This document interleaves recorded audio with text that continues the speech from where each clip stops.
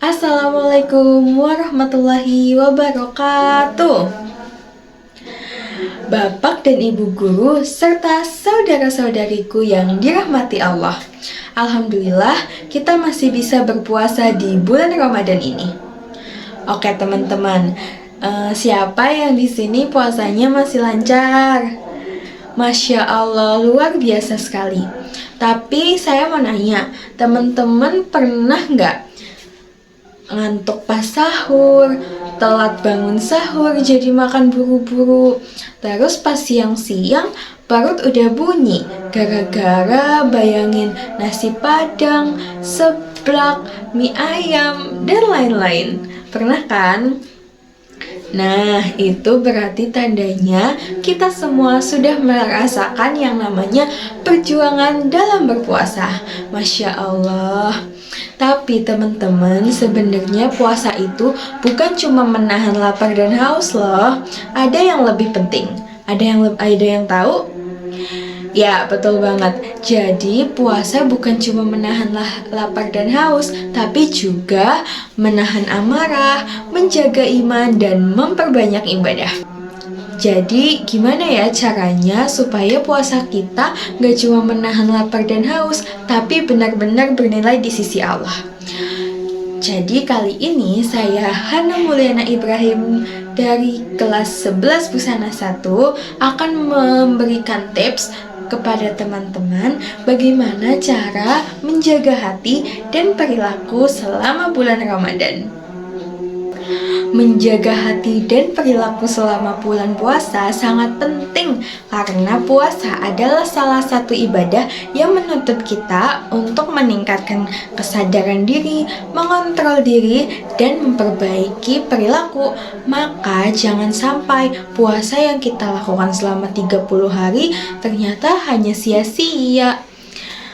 Dan dalam surat Al-Baqarah ayat 183 yang artinya, hai orang-orang yang beriman, diwajibkan atas kamu berpuasa sebagaimana diwajibkan atas orang-orang sebelum kamu agar kamu bertakwa. Hadis yang relevan dengan topik ini adalah hadis riwayat Bukhari dan Muslim dari Abu Hurairah yang artinya, barang siapa tidak meninggalkan perkataan dan perbuatan dusta, maka Allah tidak peduli dia telah meninggalkan makanan dan minumannya. Hadis riwayat nomor 1903. Dapat disimpulkan ya teman-teman bahwa menjaga hati dan perilaku selama berpuasa sangat penting daripada hanya meninggalkan makanan dan minuman. Menjaga hati dan perilaku selama berpuasa dapat dilakukan dengan berbagai cara. Yang pertama, menghindari perkataan yang buruk atau dusta. Jadi teman-teman, selama bulan puasa, yuk kita niatkan untuk menjaga lisan kita. Jangan gibah, jangan ngomong toksik, dan jangan menyakiti hati orang lain. Lebih baik kita ganti dengan bacaan zikir seperti astagfirullah dan doa-doa. Yang kedua, menjauhi perbuatan yang keji dan maksiat. Nah, teman-teman pasti sudah paham kan ya ini perbuatan yang seperti apa? Contohnya mokel. Jadi daripada teman-teman melakukan hal yang dapat mengurangi pahala ibadah, lebih baik kita memperbanyak amal ibadah seperti salat, tadarus Al-Quran, dan bersedekah. Yang ketiga, memperbaiki hubungan dengan sesama, seperti menghindari konflik dan perselisihan, serta memperbanyak hubungan yang baik.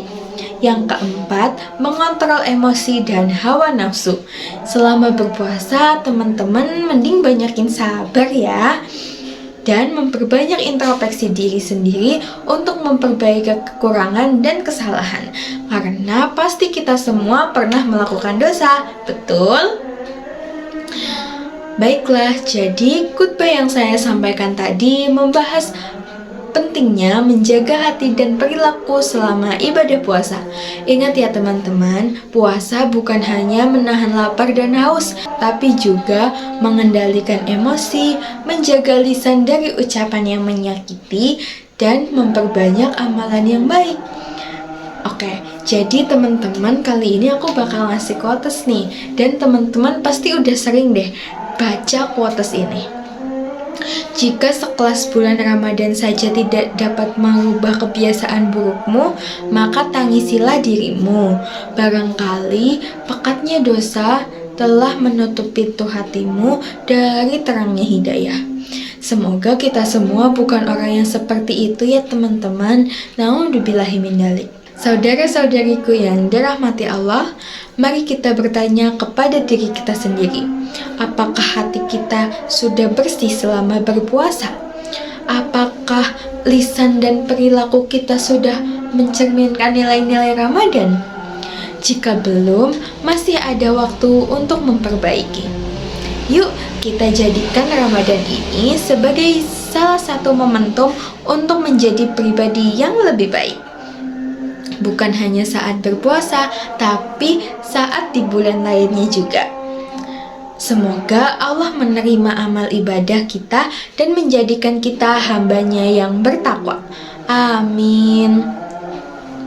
Sekian akhir kata dari saya. Semoga kita dan teman-teman menjadi pribadi yang dirahmati Allah.